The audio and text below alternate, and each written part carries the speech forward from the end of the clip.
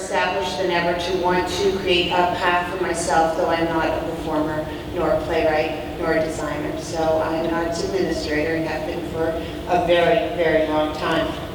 I am, in many ways, the Greater Boston theater community and I have come of age together. Though there are theaters in New England that have been established early on, like the Trinity Rep in Providence, in Boston for many years, we were just seen as a college, community, and commercial theater town.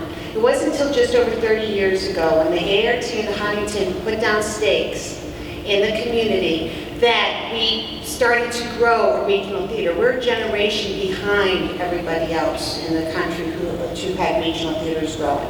Now, look what's happened in those 30 years, right? Not only do we have these two regional theaters flourishing across the river from each other, we've got a lot of mid-sized theater companies, which are basically small businesses who are grounded and rooted and making it happen. And in the last 10 years, there has been an explosion of small and fringe companies here in the area. It's a very exciting time to be part of this community. And as Diane did, I want to note that although, when I say it's been 30 years, the Lyric is celebrating its 40th year next year, which is a huge accomplishment. But it's under Spiro Valutis that has been there since the 1996, is that right? 1997, which reframed their success as well. So we're always moving, we're always shaking, we're always thinking about what we can do. A lot of you have heard me talk about what makes theater work. It's that balance between organizations, between theater makers, and between audiences. It's not a stable place, right? It's always shifting, it's always moving, it's always re-evolving itself. And while organizations, for the most part, are rooted in their communities, theater makers are not. My Facebook feed tells me how much you all travel and for work and go where the work is or make the work where you want it to be.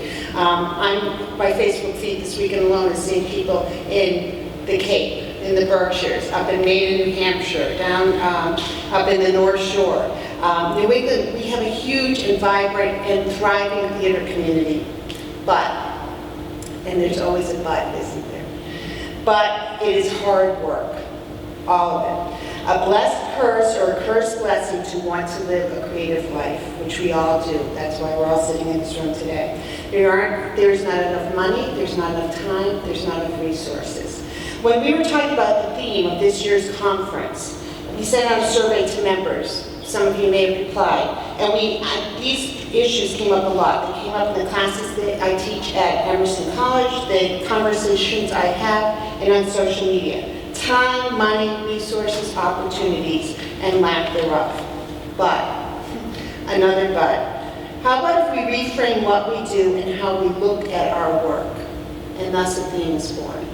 This isn't magical thinking, whereas if we all do think pots of money are going to fly down from the sky, would that it were. But this is an opportunity for us to think about how we do our work, the work we do, and how we might be able to do it better to sustain ourselves. An example of this is StageSource itself. We are going to be moving this fall. We are co-locating with two other service organizations, the Arts and Business Council and Mass Creative. I have no idea what this is going to be, aside from, licer digs a little bit, and a synergy of sharing a copier and phone systems and, thinking about that. But it's also a possibility to rethink the work we do, the programming we do, and how we do it. To collaborate with these two other service organizations in creating a system of resources for the entire community, to reframe success for everybody. I'm also on a committee with a lot of other people in this room, and we're hosting a new event this fall called the Greater Boston Theater Expo. Some of you may have gotten this. There's a press. We'll explain later, but there's, we haven't released it to the press yet because we want to make this an event. But David Colfer is here, Rebecca Curtis is here, who else on the committee? Sean LeCount's here. Any of these folks, if you haven't gotten an email from us and you want to talk about it, it's an opportunity this fall for us to have an event for the press where everybody, no matter the size of your company, can pitch your company and to a group of press, and then we're going to open it up and have a party and invite everybody to understand the fabulousness that is the Greater Boston and New England theater community. This morning, Steve Robbins is going to hold a workshop for us all about reframing and redefining success, changing our narrative. He and I have had some great conversations about what he's going to talk about and his way of looking at things. We're very fortunate that he can tackle this conversation from a place of expertise and a place of compassion. See, he's a theater person, and I'm going to let him talk about that, but he's also a business person. And so he knows what we're doing, he knows what we're thinking about, and he can respond to it in both ways. I know this is going to be a very inspiring way to start the day. And once we reframe a bit, I look forward to the breakout conversations we're going to be having. We're doing these differently this year, and I hope that everyone understands what this is. Instead of a panel of experts sitting in a room to talk about these important topics, we are going to have some facilitators in the room, and you guys are all the experts. It's an open conversation about the topics around diversity, inclusion, and gender parity. As you know, StageSource released a report on this in February. We'll update you on what's been happening, but also get ideas for benchmarking and how we should move forward. Rethinking space. What is theater space? Diane touched on that. What are the obstacles in the way of rethinking and reframing how we think about space? Arts activism, that includes advocacy, and it also includes how theater can be a change agent for social change, and what our responsibility as a sector is for that. Rethinking the idea that growth equals success. Does size really matter? Meg Tainter and Charlotte Meehan are going to be in the room talking about that. That sometimes successful is staying small but building capacity. What does that look like? Creating a fertile landscape for new work. We have a lot of playwrights. How many playwrights are in the room? Right? Playwrights. Since I started StageSource, playwrights are my most involved constituency. Every time I have a call for volunteers, every time I need a committee formed, there's always at least 2 or 3 playwrights who show up and say, what can I do? I think that speaks incredibly well to them as artists.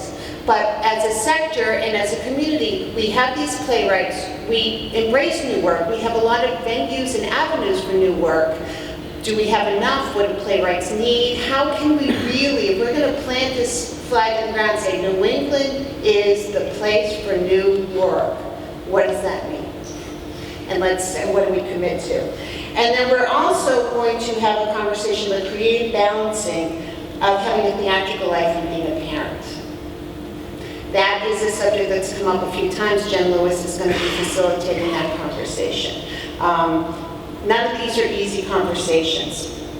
These conversations aren't about lamenting the past.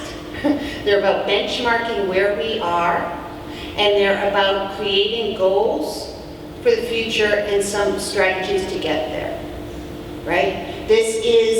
I want to make this really clear. This is a call to action for all of us. That's what this is. This is group thinking about these big topics and how we can change our sector and what we can do to reframe the work that we do. We have the intelligence, the passion, and the people to do great things. Sitting in this room alone, it's overwhelming.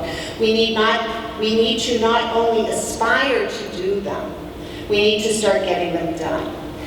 Today, let's renew and clarify our vision towards these things. At lunch, we're encouraging you to network. In previous conferences, they've been working lunches. This is about meeting people. If anyone wants to talk about theater and technology, have lunch with me. Got some ideas I want to talk to you about. And if anyone doesn't know anybody else or can't find a group or wants an introduction, Dawn and I are here, and I'm hard to miss, so please find me, and I'm happy to introduce you and help you find a group to have lunch with. This afternoon, you have to choose 2 workshops, and I'm going to say have to because it's a little tricky. There's a lot of really great opportunities. One note is that the inclusion workshop, which is in the second half, the second part of workshops, is going to be in the X lobby, which is down, that's the west lobby, and the X lobby's behind it. And there may be some other room adjustments that we make throughout the day, but volunteers and Don and I will know so that if you get lost, we're going to find us. And then at the end of the day, we celebrate the 2013 Theater Hero, Mimi Huntington.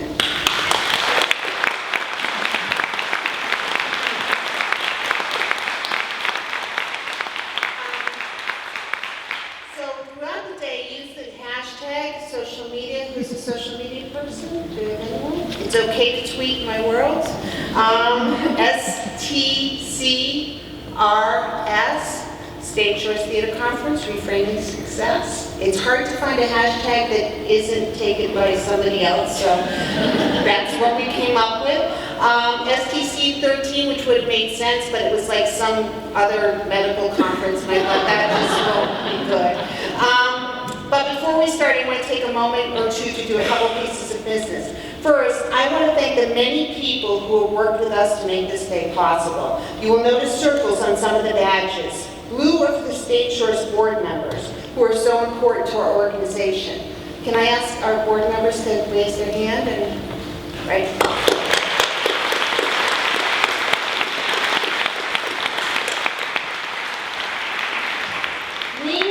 For the panelists and facilitators who are helping us do our work today. So thanks to them as well. And yellow are for the sponsors of the conference who are also listed on the back inside cover of the program. And on your handy dandy folds up to be an interesting tote that you can throw in your bag, swag bags for StageSource. Huh? Right? So everyone knew it can be folded up and folded inside out. Today would not have happened without all of those people. Very, very important aspects of today. And I especially want to thank our hosts here at the ERT. They've been so gracious and helpful. They even threw in coffee and tea and water for the day, on top of their staff, their volunteers, and the spaces themselves. I also want to take a moment to recognize an important member of the StageSource team, himself a prime example of reframing success. Jeremy Johnson has worked at StageSource for 13 years as our member services manager. He's also been part of the community as both an actor and a director. Today is our farewell to Jeremy. This fall he begins a new adventure, as a drama teacher at the Winter School. StageSource would not be the same without him, and I would not have survived the last 2.5 years without him. He will be missed. Thank you, and thank you, my friend, and Godspeed. You stand up.